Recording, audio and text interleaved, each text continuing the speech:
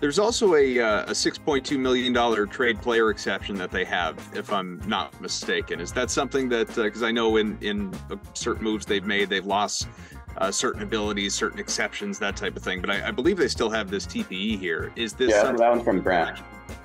Yeah, do you think they'll use it?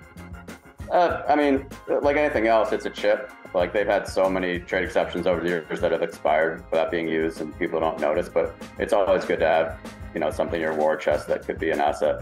I think they're going to, they'll look and see, like, look, the way this offseason went, it was also like definitely a vote of confidence for some guys, particularly Peyton Pritchard, really. Like the way they, even if they hadn't brought in Jrue and traded Malcolm, like giving up Smart and not really finding a replacement, like that was like, hey, Peyton, we think you can be a significant player for us, and they still feel that way.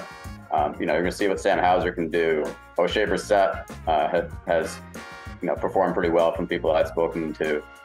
They want to see the second unit, but they will have a chance. If it doesn't work out, like if these guys struggle or there are injuries, they're going to have opportunities come the trade deadline to make an upgrade if they need it. And they've given up some picks, but they still have, beyond the ones they just traded, and then they have the pick swap with the Spurs in a few years.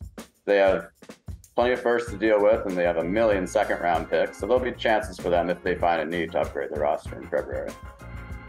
The CLNS Media Network is powered by FanDuel. Sign up at FanDuel.com/Boston and get in on the action with $200 in bonus bets guaranteed when you place a $5 bet.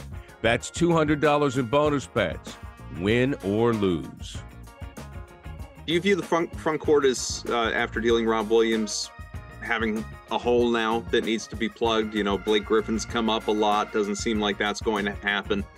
Is there a move that you see, not obviously a monumental one, but a move that you see potentially being made before the season, or is that more of a potential in-season adjustment? No, I think that if there was a move they were going to make, like, they would have done it. Like, I think they like Luke Cornett. Again, this isn't a team that's building to have 1 million regular season wins, team building for the playoffs. They'll reassess, and inevitably there'll be some injury that makes them kind of reformulate things a little bit. That's the one thing that could derail this team. I do feel like if a top 6 guy gets injured, that there isn't a ton of depth in terms of championship depth. But yeah, I don't anticipate anything happening. And they have a bunch of these guys on partial guarantees right now that they're intrigued to see in training camp. The Wenyen Gabriels of the world, the Lionel Bantons. They're going to get an opportunity to show what they have throughout these preseason games.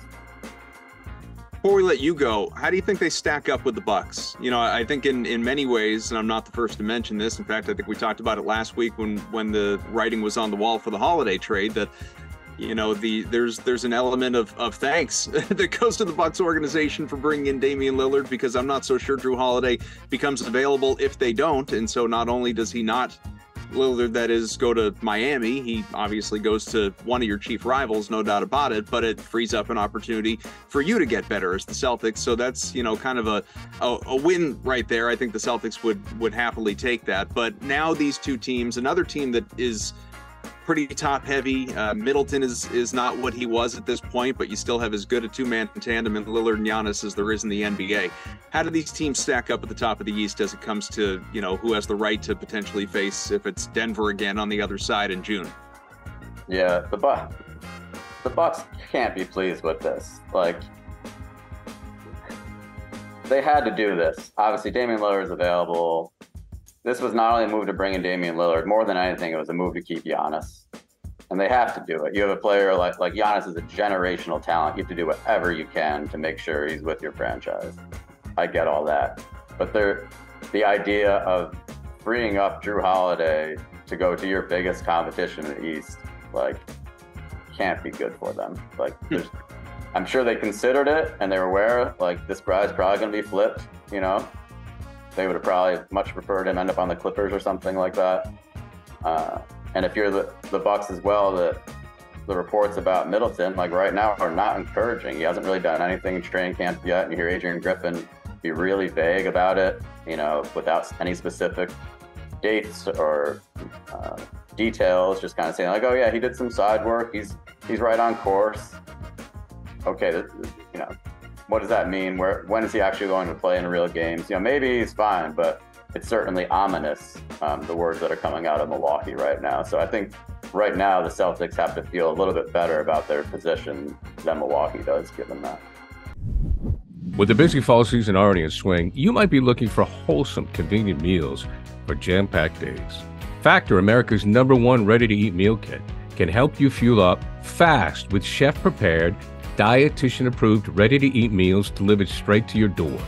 Head to factormeals.com/newsfeed50 and use code newsfeed50 to get 50% off. That's code newsfeed50 at factormeals.com/newsfeed50 to get 50% off.